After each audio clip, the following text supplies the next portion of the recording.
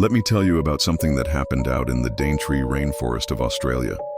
It's the kind of story that makes you think twice about fishing alone, especially as the sun starts to set. You know how water moves? How it should behave?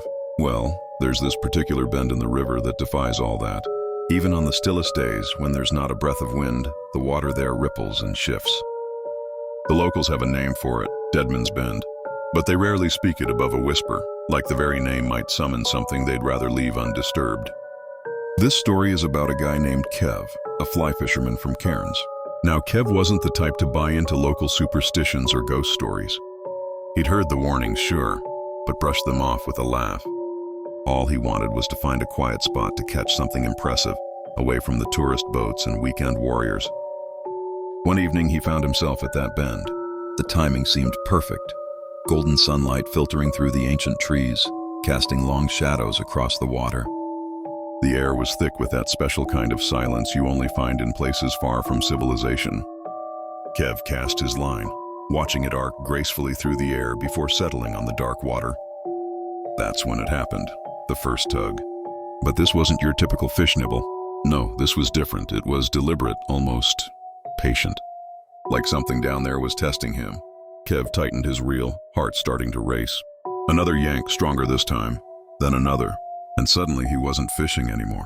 He was being pulled toward the water. His boots slid in the mud as he fought against whatever was on the other end of that line.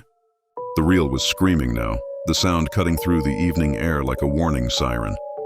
Convinced he'd hooked something massive, maybe a record barramundi or even a bull shark, Kev held on. But what broke the surface wasn't a fish at all. There, just beneath the rippling water, was a hand.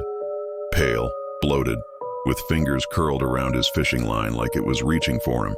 A human hand, where no human hand should be. Kev didn't think twice. He dropped everything, rod, tackle box, the lot, and ran. Drove all the way back to town in his mud-soaked clothes, trembling like a leaf in a storm. These days, Kev doesn't fish anymore, won't even look at a fishing rod. He's only spoken about what happened once, and even then, he couldn't get through the whole story. Some things once seen can't be unseen, and sometimes the water's rippling for a reason. They say that fishing gear is still there, right where he left it. No one's been brave enough to go back and get it. And that stretch of river? It still ripples, even on the stillest days.